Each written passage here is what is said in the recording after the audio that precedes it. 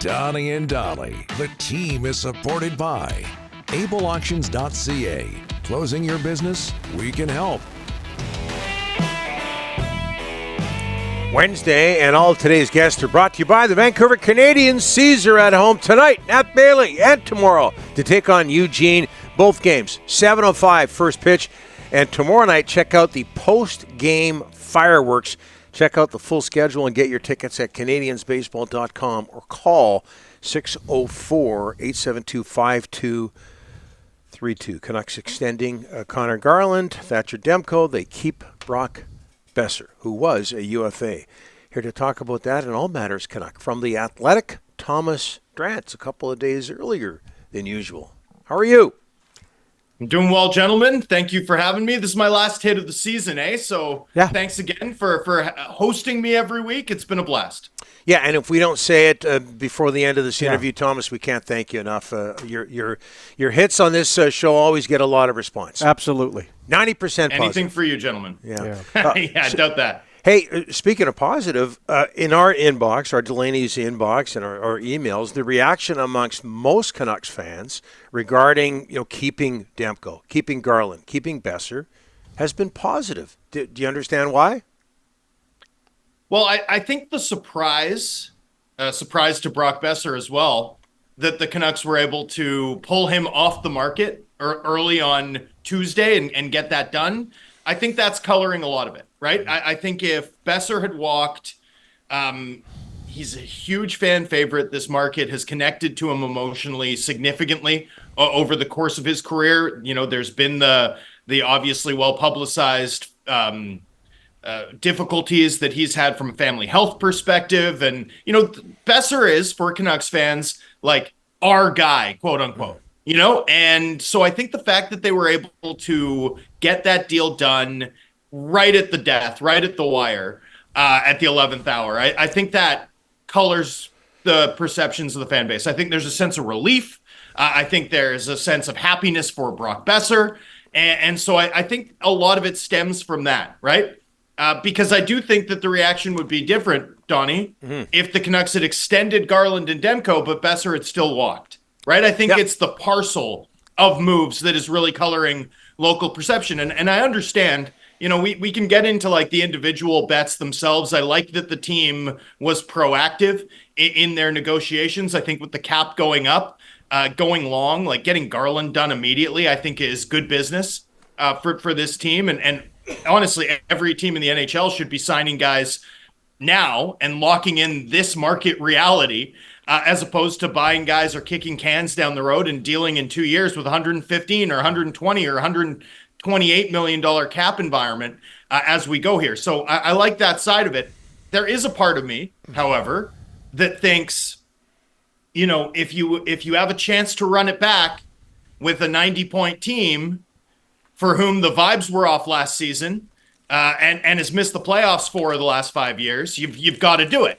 Right? Like there is a part of me that wonders why this club is so intent on, effectively opting for continuity, right? As opposed to seeking something different, something hopefully maybe a little bit more consistently successful.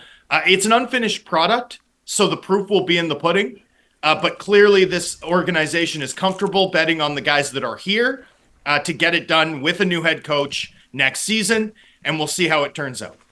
Hey, Thomas, let's talk about the center position. What the heck do they do now? Rutherford's on a podcast or something back east. He just said that they'll make a trade today if they can. In the next few hours, if they can, to get a centerman. They were in on Christian Dvorak, huge, massively huge. What are they? I heard multi-year deal. They did, and I heard they made a multi-year offer. And they had Adam Foote and Conor Garland. They recruited Dvorak hard.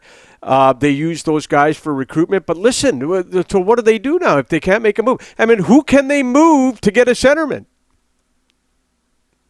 Look, it's complicated.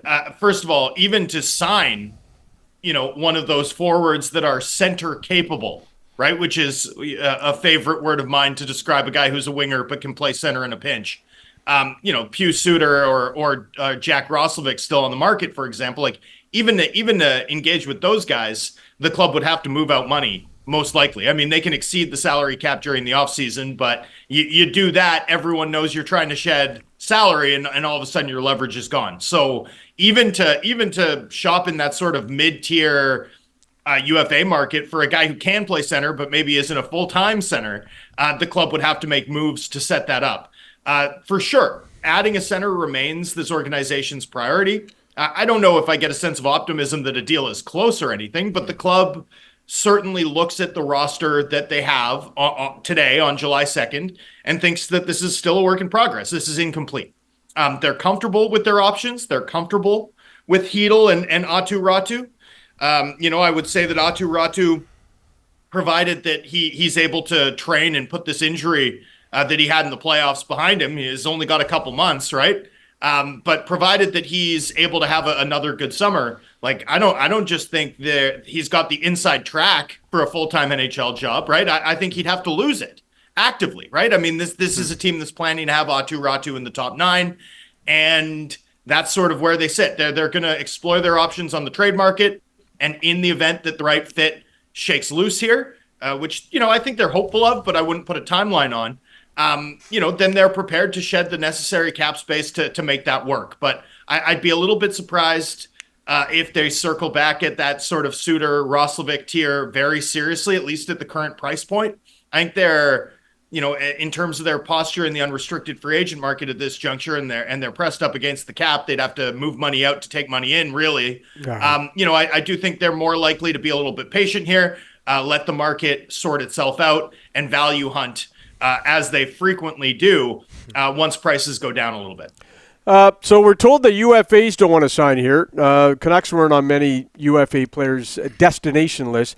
But all of a sudden, Boeser, Garland, and Demko want to sign here. It's just so weird that these guys, had the opportunity to leave Vancouver as UFAs, and they want to stick around, but UFAs don't want to come here.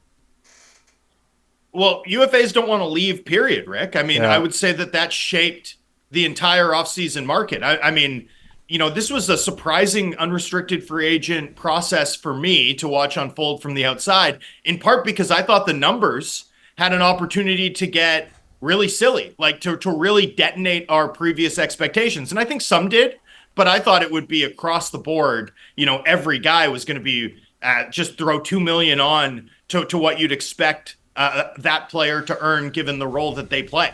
That didn't really occur. And then we see all this sort of odd stuff where it's like Mikael Granlund signs for $7 million in Anaheim and Aaron Ekblad gets 6.1 in Florida. And that makes sense to everybody. Yeah, that makes sense to Tavares, the Florida Panthers trio, arguably Brock Boeser, like universal across the league, players opted to remain where they're comfortable, remain where they're happy. And if that costs them, $1 million here, $1 million there, a year or two of term, players, generally speaking, we're pretty comfortable with that. We're comfortable making that decision and prioritizing other things.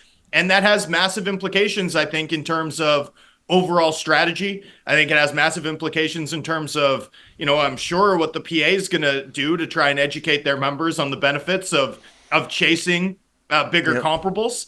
It's going to make it harder for these teams like, Chicago and San Jose to use their cap space in a way that allows them to close the gap with the rest of the league. How about the fact that Florida kept all their guys? Mitch Marner goes to Vegas, and Carolina appears to be the clubhouse leader for Ehlers, right? Yeah. I mean, is this a system that's driving a parity of outcomes, gentlemen? Or is this going to make the rich richer and the middle class even more stuck in NHL terms? Now, there are implications of this for, the local anxiety about Quinn Hughes, right? Which is that, generally speaking, and almost across the board, in this league, players didn't want to move. Players wanted to stay where they were comfortable. So that's something to just keep in mind as we frame that conversation, which I'm sure we'll only have about 60 more times over the course of the next, 4 or 5 months. Yeah, and Thomas, quickly, you're right, but quickly, UFAs staying with their old teams. Are we going to see more of that with the cap going up when there's more room? Will that play into it as well? Again, quickly. Yeah, I think it will, because with the old system, like you'd be facing the Toronto Maple Leafs with Zach Hyman would be facing a decision, and they'd just say, hey, we can't afford it. We have to try and replace this guy affordably. And now you have the ability to retain your talent. So teams are going to be able to keep their players. Fewer players are going to shake loose, and the competition for those players is going to be absolutely fierce. It's a fascinating, rapidly shifting dynamic, and I think in some ways it's going to take a few years for us to really grasp all the implications and understand all of the rhythms of what this league looks like in an era of steady cap growth.